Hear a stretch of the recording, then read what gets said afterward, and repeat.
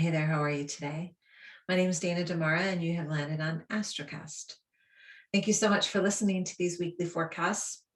The theme this week is the word clarity, and there's really no other word that I could think of that could encompass this week, but I also want to include what happened on May 21st with Mercury and the Sun. So Mercury's pretty active this week, but there's a whole lot of other transits that contribute to the word clarity. But it all starts on May 21st, Mercury conjunct the Sun. So Mercury is still in retrograde. And even after it goes direct, it'll be in its shadow stage. Okay, so Mercury goes direct on June 2nd. But on May 21st, it hit that apex point, the center point, when it conjuncts the Sun.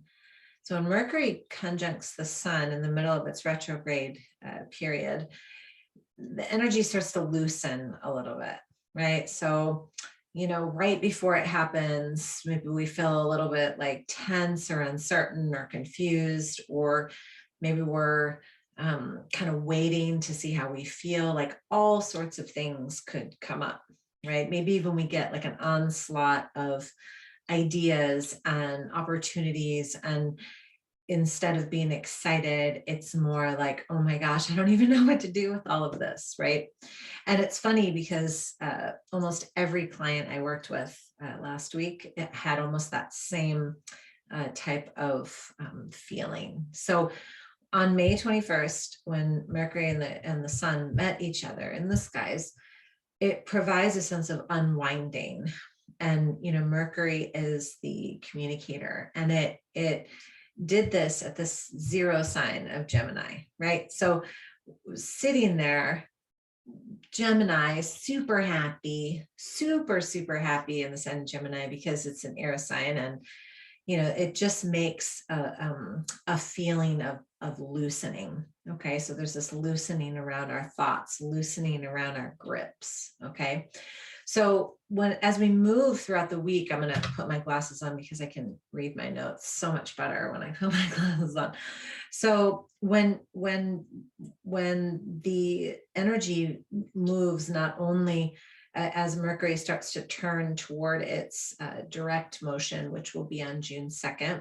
This happens at the 0 degree of Gemini.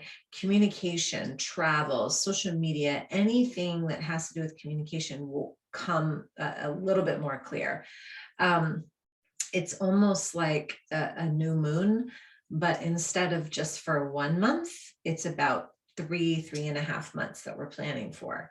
So if you've been kind of sitting on a new project or an idea or something that's coming up for you, those missing pieces, those missing threads will start to come into focus for you, and you'll be able to make a much more involved decision.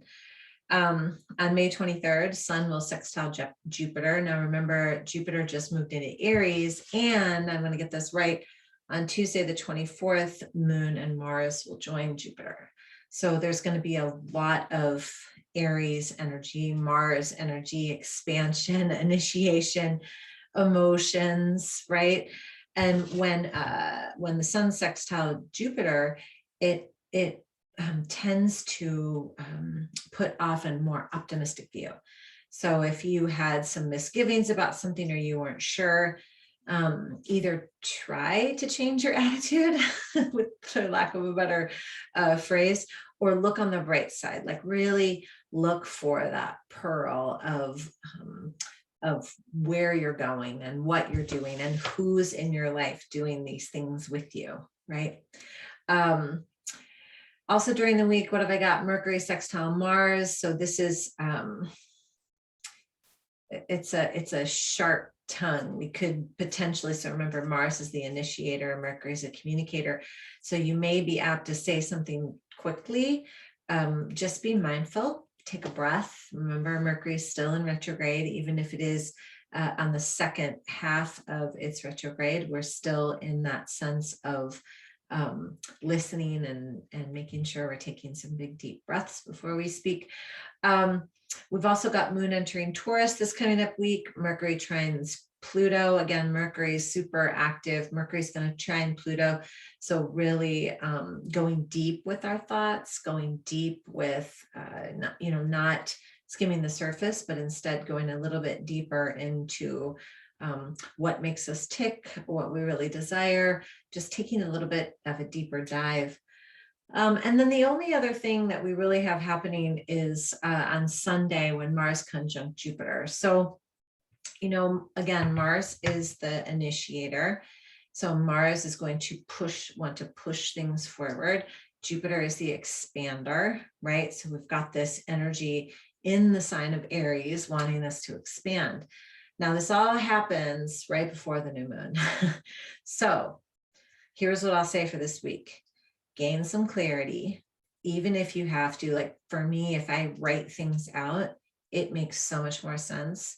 Or if I speak to a friend or a colleague or, just someone close to me, if I just kind of speak about what it is that I'm trying to convey or move through, it makes so much more sense than if it's up here in your head. So whatever you have going on, get it out on paper, out of your mouth, to who it needs to go to in a grounded, gentle, loving manner. And then by the time the new moon comes, it'll be just so clear for you. And then there's the new moon. And then guess what? Mercury goes direct right after that, which is the day I leave for Italy, oddly enough. So fun. So I've created a new little page on my website. It's called myastrocast.com. And when you go into myastrocast.com, it'll say, hey, put your email here for some free information. And you're going to get some free information, how to read your birth chart, what the moon phases are all about, what the difference is between your sun, moon, and rising sign, the houses, like all this really fun information. And it's all questions that I get from people on a daily basis. So myastrocast.com, going to put your email in there. You'll get a bunch of free stuff from me. I want to say thank you again so much. I hope you're having a gorgeous day, and we'll speak soon. Namaste. Take care.